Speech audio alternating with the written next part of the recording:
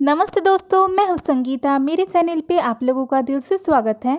आज मैं एक्सप्लेन करने वाली हूँ हाल ही नेटफ्लिक्स में आई हुई स्पेनिश थ्रिलर मिस्ट्री मूवी जिसका नाम है ए डेडली इनविटेशन। मूवी का स्टोरी प्लॉट्स बहुत ही इंटरेस्टिंग है, साथ ही साथ इसका स्टोरी लाइन भी बहुत ही बढ़िया है। मैं दावे के साथ कह सकती हूँ कि ये सुन के आपको बहुत ही मज़ा आ जाएगा। जहाँ पे एक इनविटेशन के दौरान कुछ लोग एक आइलैंड पे जाते हैं और वहाँ पे ऐसा राज दफनाया हुआ है जो कि हम लोग कभी सोच भी नहीं सकते, हमारी सोच के ऊपर है। और ये कहानी एक सत्य घटना के ऊपर आधारित है।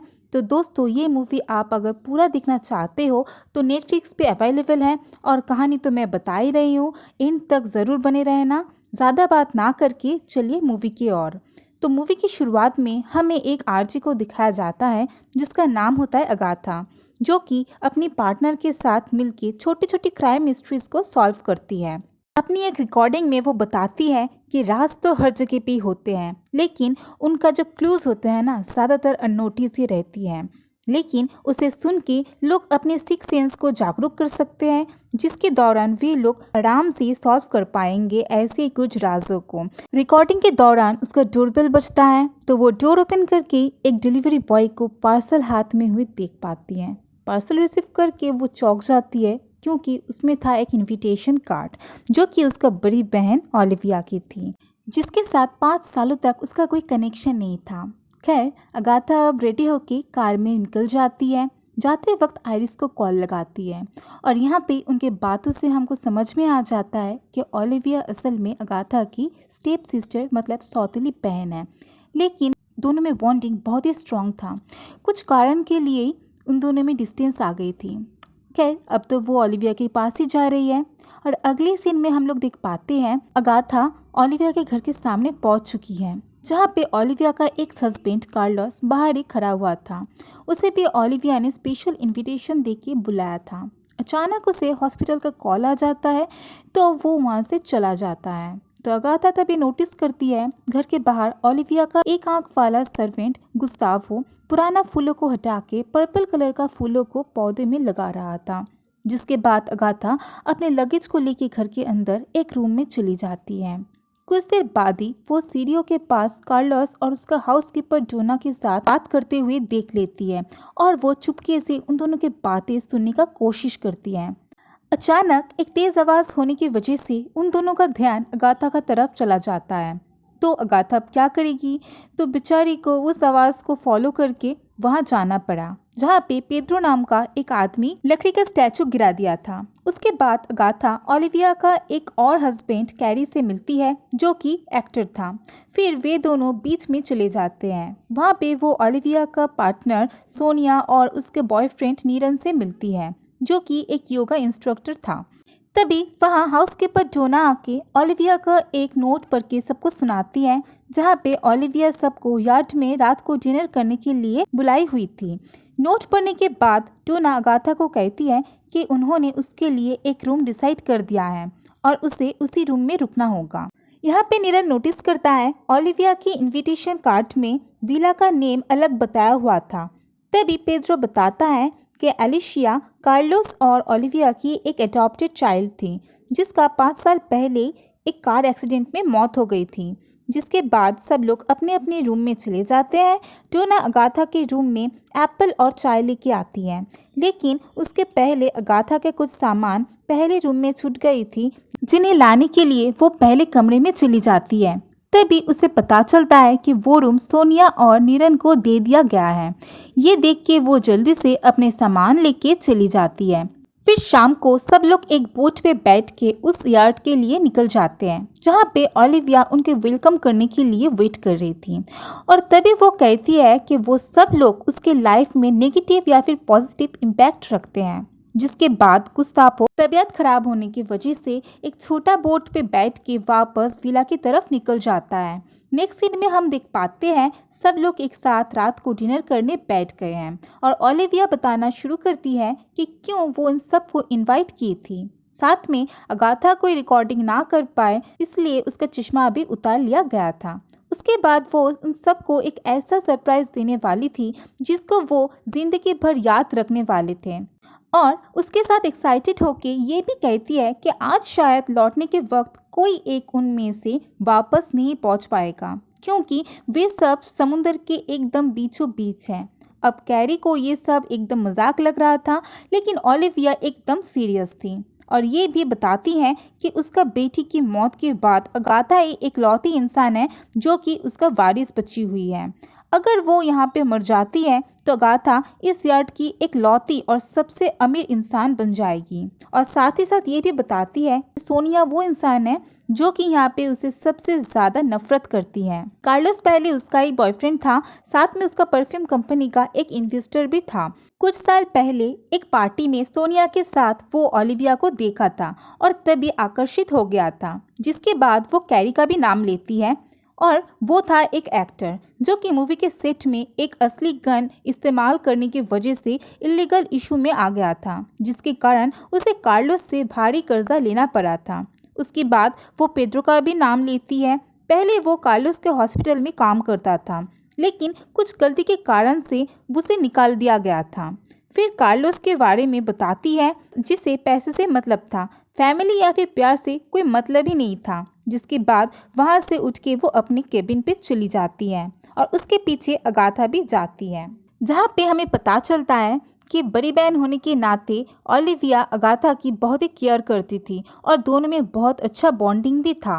और अगाथा के हाथ में ओलिविया के नाम का टैटू भी हम देख पाते हैं। जिसके बाद अगाथा यार्ड के बैल्कनी में खड़े होकर आयरिस से चैट करने लग जाती हैं। तभी सोनिया और कार्लोस के पैसे को लेके कुछ बात करते हुए वो सुन पाती है, लेकिन वो इग्नोर करके फिर सोने चली जाती हैं। और आधी रात में उसे एक आवाज़ सुनाई देती है, जिसके कारण अगाथा की नींद टूट जाती है और वो बाहर आके देखती है कि यार्ड से गिर के ओलिविया मर चुकी थी। और सब लोग वहाँ पे आ जाते हैं। सब लोग तो चौंक जाते हैं और पुलिस को कॉल करने जाते ही उन्हें पता चलता है कि वो लोग दो देश मतलब मसाल्टोन और लॉस काबोस के बीच समुद्र में फंसे हुए हैं। सुबह किनारे के पास पहुंचते ही किनारे के पास वाले नेटवर्क एंटेना पे आग लग जाती है और बहुत जोर की आवाज आती है। और उन लोगों के लिए एक पुलिस कैप्टन जिमी अपॉइंट किया गया था। एंटेना पे एक्सप्लोजन होने की वजह से वहाँ पे कोई भी फोन काम नहीं कर रहा था और पब्लिक पे फोन भी बहुत दूर था। तो ओलिविया की बॉडी पैक कर दिया जाता है। तभी कार्लोस अपनी कार्ड दे के जाने लगता है, लेकिन कैप्टन जिमी सबको जब तक सही पुलिस स्टेशन में केस अपॉइंट ना हो जाए तब तक किसी को भी वहाँ से जाने का परमिशन नहीं देते हैं। यहाँ पे दोस्तों ओलिविया वो पुराने अजीब अजीब बातें इसीलिए कर रही थी क्योंकि शायद उसे सबके साथ समय व्यतीत करना था, या फिर कुछ और ही बात थी जो कि हमें बाद में पता चलेगा। दोस्तों मुझे तो लगता है दाल में कुछ काला है। खैर, अब विला में आने के बाद जिमी उन्हें बताता है कि पुलिस ओलिविया के बॉडी को ऑटोप्सी के लिए लापाज लेकर जा रहे हैं। और ऑब्वियस सी बात यह है कि इन लोगों को तो वो अकेला छोड़ के नहीं जा सकता था।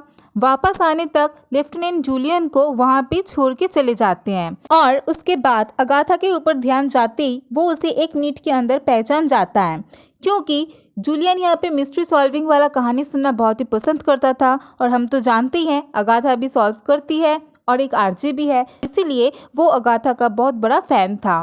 थोड़ी देर बाद ही जूलियन, अगाथा और कार्लोस किचन में कॉफ़ी पीने के लिए जाते हैं, जहाँ पे बातों बातों में ही कार्लोस अपनी बेटी एलिशिया के मौत के बाद ओलिविया का डिप्रेशन के बारे में बताता है, जिसके लिए उन लोगों का डिवोर्स भी हो चुका था।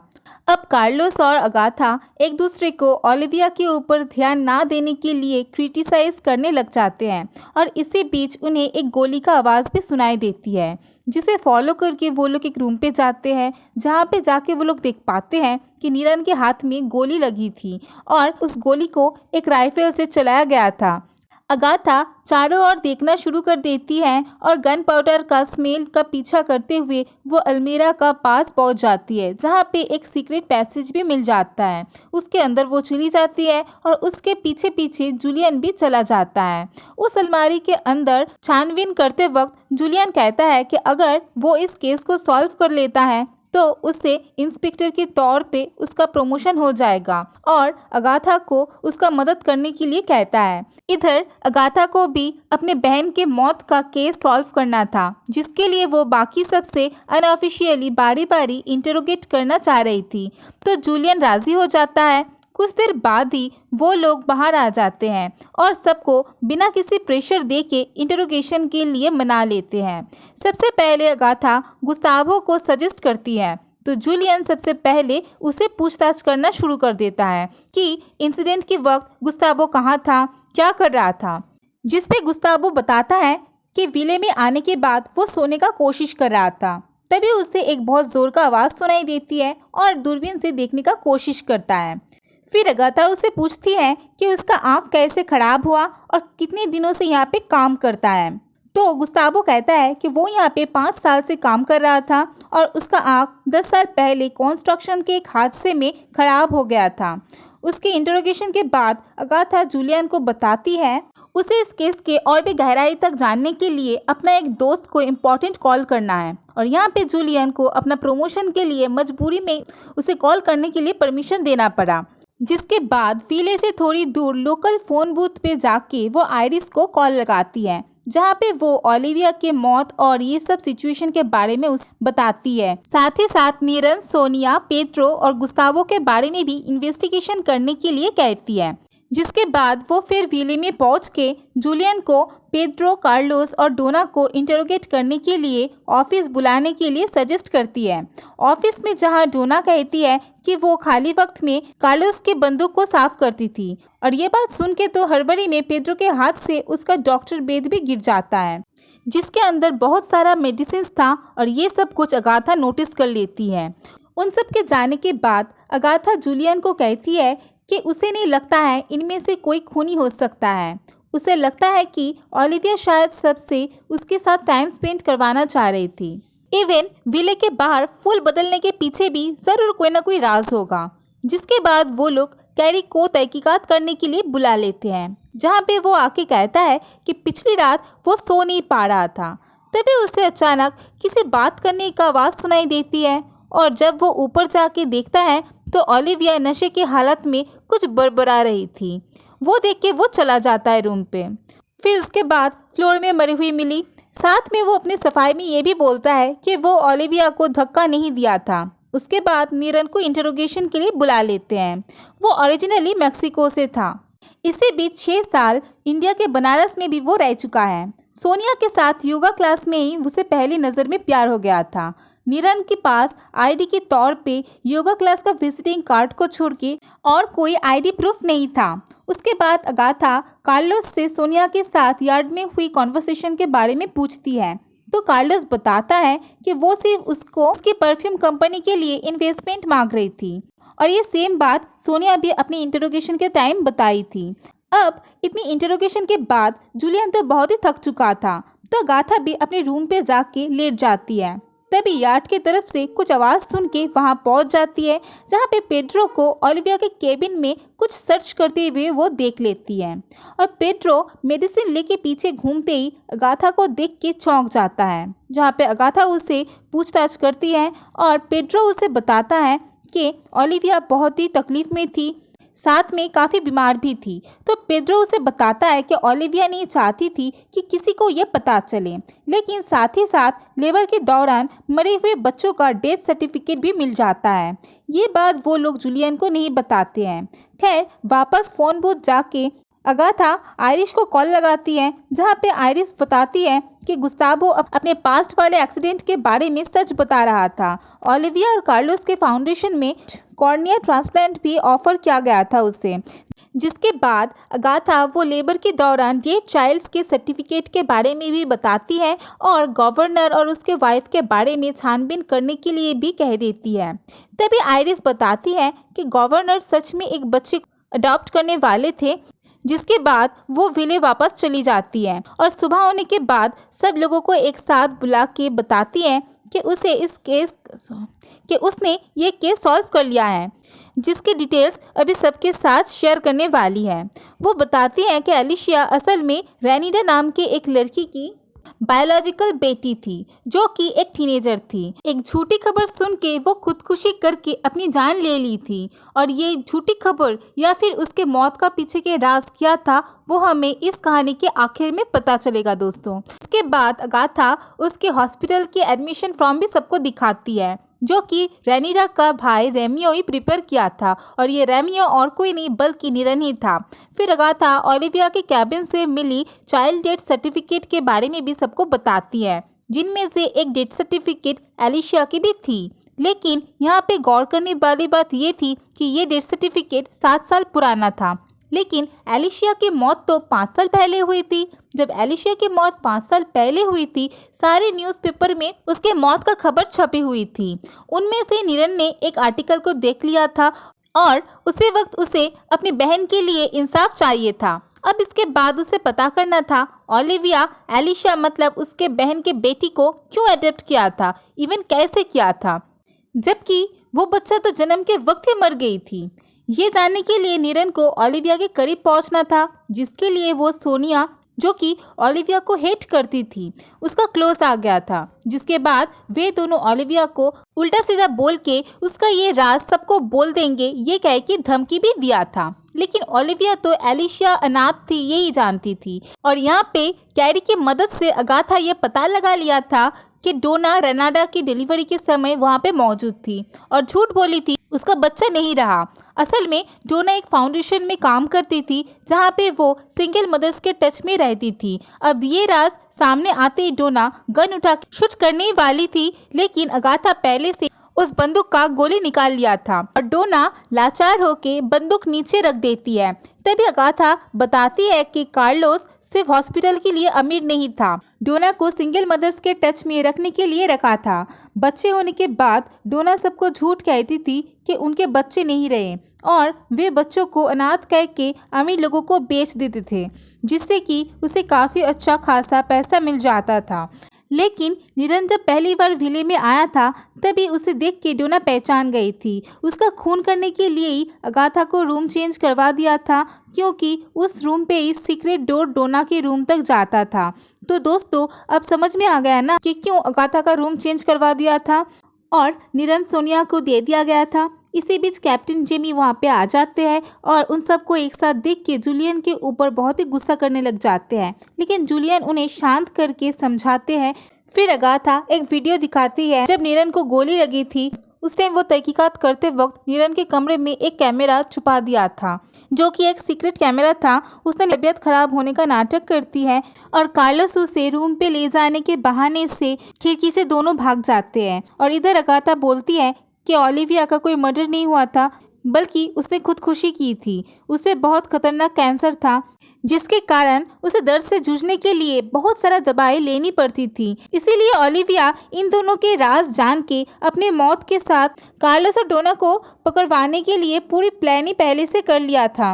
और दोस्तों यहाँ पे हम लोग को और एक चीज़ पता चलता है कि नेटवर्क कनेक्शन पे जो ब्लास्ट हुआ था वो गुस्तावो ने किया था और यहाँ पे हमें पता चलता है कि गुस्तावो की दोनों आंखें ही ठीक थी, यानी कि गुस्तावो के बारे में उसे पहले से पता था। अगाथा नाटक कर रही थी ताकि ये सारी कहानी सबको असली लगे। तभी सब लोग नोटिस करते हैं कि कार्लोस और डोना विला से भाग चुके हैं और यहाँ पे हम लोग देख पाते हैं डोना और कार्लोस यार्ड की तरफ भाग रहे हैं, लेकिन हमारी ओलिविया तो पहले से यार्ड के इंजन बॉम्ब फिट कर गई थी और ये सब वो लोग विला के विंडो से ही देख रहे थे। तभी अगाथा बॉम्ब के डिनोटर निरन को दे देती है और निरन उसे प्रेस कर देता है तो यार्ड वहाँ पे ब्लास्ट हो जाता है। उसके बाद कार्लोस और डोना पकड़े जाते हैं और बाद में सब लोग ओलिविया और एलिशिया के कब्र पे जाके ऑनर करते हैं। दोस्तों यहाँ पे एलिशिया के बारे में सच में ओलिविया को कुछ भी नहीं पता था, वो तो उसे अनाथ ही जानती थी, लेकिन एलिशिया को सच में अपनी बेटी मानती थी।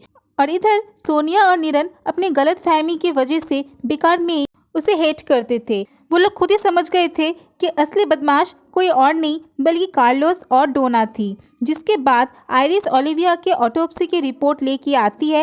रिपोर्ट में ओलिविया के बॉडी में भारी मात्रा का आफिंग मिली थी जो कि दर्द कम करने के लिए पेड्रो ने उसे दिया था। असल में पेड्रो ने नशे की हालत में एक पेशेंट की सर्जरी की थी, जिसके कारण उस पेशेंट की मौत हो गई थी। तो इसीलिए कार्लोस ने उसे उसके हॉस्पिटल से निकाल दिया था और कार्लोस से पैसे ले वो अपना एक छोटा सा क्लिनिक भी चलाता था। और कैरी ने उस रात ओलिविया को अकेले में नहीं बल्कि पेड्रो के साथ ही बात करते हुए देखा था। लेकिन ये सब कुछ सुन के भी अगाथा पेड्रो को माफ़ कर देती है, क्योंकि वो तो ओलिविया की हेल्प करने की कोशिश कर रहा था ना। तो दोस्तों अब हमें समझ में आता है कि ओलिविया ये सब पहले से प्री प्लान कर चुकी थी। उसे आखिर में पता चल गया था कि एलिशिया अनाथ नहीं थी, बल्कि उसके माँ को एक झूठी खबर देख के मारा गया था और उन तीनों के साथ ही धोखा हुआ था। कार्लोस डोना के ये खराब कामों के बारे में उसे पता चल गया था और उसे नीरन सोनिया के बारे में भी पता चल गया था, जिसके कारण वो अपनी सारी प्रॉपर्टी अपने बहन अगाथा के नाम पे कर दी थी। तो दोस्तों ऐसे ही आज का हमारी ये कहानी ख़त्म हो जाती है। तो आपको ये कहानी आज कैसी लगी ज़रूर कमेंट बॉक्स में बताना। अगर अच्छा लगे तो ज़रूर लाइक कमेंट शेयर और सब्सक्राइब कर देना। Thank you, bye bye, stay blessed, be happy.